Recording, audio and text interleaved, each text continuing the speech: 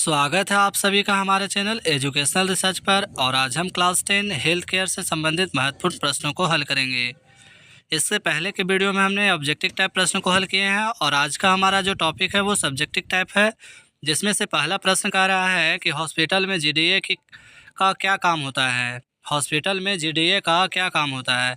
तो बच्चों, आप लोग को बता देना चाहते हैं कि जनरल ड्यूटी सहायक जीडीए का पूरा नाम है। और जनरल ड्यूटी सहायक का पाठ्यक्रम समाज को गुणवत्तापूर्ण सेवा प्रदान करने के लिए पैरामेडिकल जनशक्ति को प्रशिक्षित करने के लिए बनाया गया है। साथ ही अस्पताल के वातावरण में काम करते समय जीडीए को नर्सिंग सहायक, नर्सिंग केयर सहायक, नर्सिंग सहयोगी, बेड साइड सहायक या ऑर्डरली के रूप में भी जाना जाता है। तो यह प्रश्न आप लोग के लिए काफ़ी उपयोगी साबित होगा। इसी तरह दूसरा प्रश्न है बच्चों कि जैव चिकित्सा अपशिष्ट से आप क्या समझते हैं। जैव चिकित्सा अपशिष्ट से आप क्या समझते हैं। तो बच्चों, आप लोग को बता देना चाहते हैं कि जैव चिकित्सकीय अपशिष्ट कोई भी ऐसा कचरा है जिसमें संक्रामक या संभावित संक्रामक सामग्री होता है या फिर होती है। ये अपशिष्ट मनुष्यों और जानवरों के निदान, उपचार और टीकाकरण के दौरान उत्पन्न होते हैं। अर्थात जब हम जानवरों का इलाज करते हैं या फिर मनुष्यों के इलाज के दौरान में जो उनके शरीर से जो कटे छटे पदार्थ निकलते हैं, उन्हीं को जैव चिकित्सकीय अपशिष्ट कहते हैं। साथ ही जैव चिकित्सकीय कचरा ठोस और तरल दोनों रूपों में हो सकता है। तो ये हमारा प्रश्न संख्या 2 हुआ। अब हम नेक्स्ट प्रश्न को देखेंगे। नेक्स्ट प्रश्न कह रहा है कि चिकित्सा अपशिष्ट के 4 प्रमुख का प्रकार कौन से हैं। तो बच्चों, संक्रामक अपशिष्ट, कोई भी बायोमेडिकल अपशिष्ट जो संक्रामक या दूषित हो। दूसरा है नुकीली वस्तुएं, जिसमें कि सुई, स्केलपेल, टूटे हुए कांच और रेजर जैसी नुकीली वस्तुएं। तीसरा है रोगजनक अपशिष्ट, जैसे कि मनुष्यों या जानवरों के शरीर के अंग जिनमें उत्तक, तरल पदार्थ या रक्त शामिल है, उसको हम लोग क्या कहते हैं। तो उसको हम लोग कहते हैं रोगजनक अपशिष्ट कहते हैं। वहीं चौथा जो हमारा है वो है फार्मास्यूटिकल अपशिष्ट, जिसमें कि अप्रयुक्त दवाएं, औषधियां या क्रीम जो एक्सपायर हो चुकी है, यानी कि जिनका वैलिडिटी समाप्त हो चुकी है, उन सभी को रखा जाता है।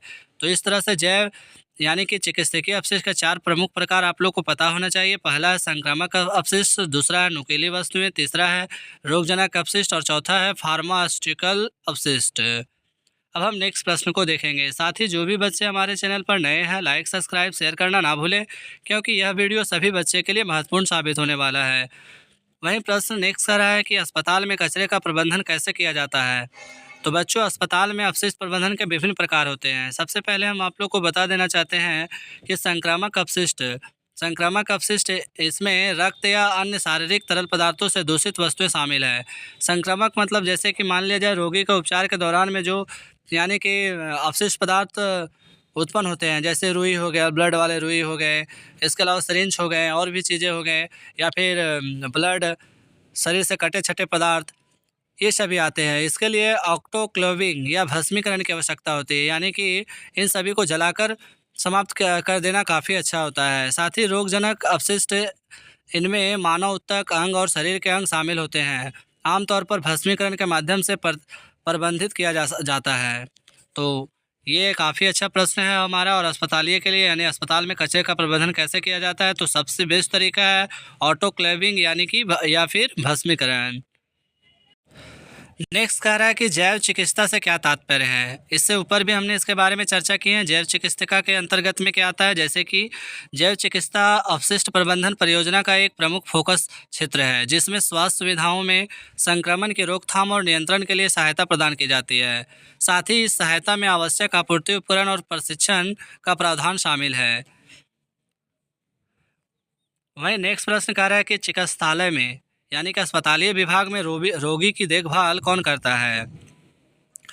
तो रोगी का देखभाल पेशेंट एडवोकेट यानी कि नॉन मेडिकल एडमिनिस्ट्रेटर होते हैं, जिन्हें अस्पताल में देखभाल पाने वाले रोगियों की सहायता के लिए नियुक्त किया जाता है। साथ ही आमतौर पर वे इलाज या स्वास्थ्य देखभाल पेशेवरों से संबंधित शिकायतों के मामलों में लोगों की मदद करते हैं।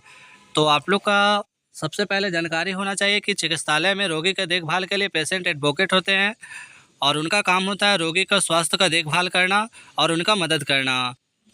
अब हम नेक्स्ट प्रश्न की ओर चलते हैं। नेक्स्ट प्रश्न हमारा कह रहा है कि अस्पताल का मुख्य कार्य क्या है।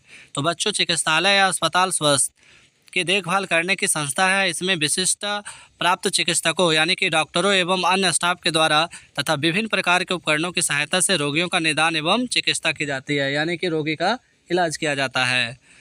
तो अस्पताल का हमारे लिए बहुत ही महत्वपूर्ण स्थान है। साथ ही अस्पताल एक ऐसा स्थान है जहाँ पे रोगी का उपचार और निदान आसानीपूर्वक किया जा सकता है। अब हम नेक्स्ट प्रश्न को देखेंगे जो हमारा वायरस से संबंधित है। वायरस के कारण कौन सा रोग होता है? तो वायरस के कारण सबसे पहले हम आप लोग को बता देना चाहते हैं कि ऊपरी श्वसन तंत्र संक्रमणों में गले में खराश, साइनोसाइटिस और सामान्य सर्दी शामिल है। अन्य वायरस श्वसन तंत्र संक्रमणों में इन्फ्लुएंजा, निमोनिया और सार्स कोविड-2 वायरस जो कोविड-19 का कारण होता है।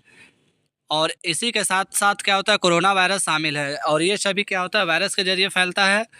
और हाल ही में आप लोग को पता है कि कोरोना वायरस से यानी कि हमारे पूरे विश्व में यानी कि विश्व में इसका प्रकोप रहा था।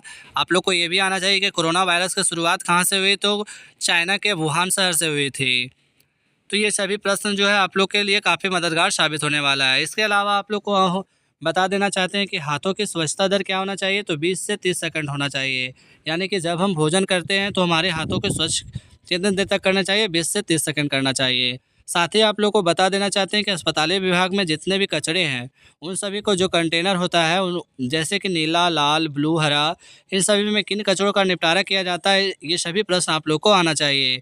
और साथ ही आप लोग हमें कमेंट में बताइए कि अस्पतालीय विभाग में लाल डब्बे में किस कचरे का निपटारा किया जाता है। नेक्स्ट यहाँ पे हम आप लोग को बता देना चाहते हैं कि वायरस के जनक कौन थे। तो विषाणु की खोज सबसे पहले 1892 में रूसी वनस्पति शास्त्री दिमित्री इवानोव्स्की ने की थी। आप लोग इसको नोट कर लीजिएगा अच्छे से। इसके अलावा टीके की खोज किसने की थी, तो टीके की एडवर्ड जेनर ने, आप लोग को याद होना चाहिए। और नेक्स्ट प्रश्न है, पोलियो रोग से आप क्या समझते हैं? तो काफ़ी अच्छा प्रश्न है ये। और कह रहा है कि पोलियो एक दुर्बल करने वाली और जानलेवा बीमारी है। पोलियो क्या है, एक दुर्बल यानी कि मनुष्य व्यक्ति को पूरी तरह से कमज़ोर बना देता है। पोलियो एक ऐसा वायरस है जो मस्तिष्क और रीढ़ की हड्डी को प्रभावित कर सकता है। आप लोग को ऑब्जेक्टिव में भी पूछा जा सकता है कि पोलियो रोग से मनुष्य के शरीर का कौन सा अंग प्रभावित होते हैं, तो मस्तिष्क और रीढ़ की हड्डी। पोलियो लकवा या यहाँ तक कि मौत का कारण भी बन सकता है। अब हम बात कर लेते हैं पोलियो के 3 प्रकार कौन से हैं। तो पोलियो या माइलाइटिस एक गंभीर बीमारी है जो तब होती है जब 3 प्रकार के पोलियो वायरस यानी कि 1, 2 या 3 में से एक जठरांत्र संबंधी मार्ग पर आक्रमण करता है या अत्यधिक संक्रामक वायरस बीमारी है। वायरस तंत्रिका ऊतक के लिए एक आकर्षण है और अगर यह केंद्रीय तंत्रिका तंत्र तक पहुंच जाता है तो पक्षाघात का कारण बन जाता है और इस तरह से क्या होता है, ये जानलेवा भी हो सकते हैं। साथ ही आप लोग को हमें कमेंट में बताइए कि पोलियो दिवस कब मनाया जाता है और आप लोग को पता है कि पोलियो को कितने खुराक पिलाने चाहिए, ये भी हमें कमेंट बॉक्स में ज़रूर बताएं।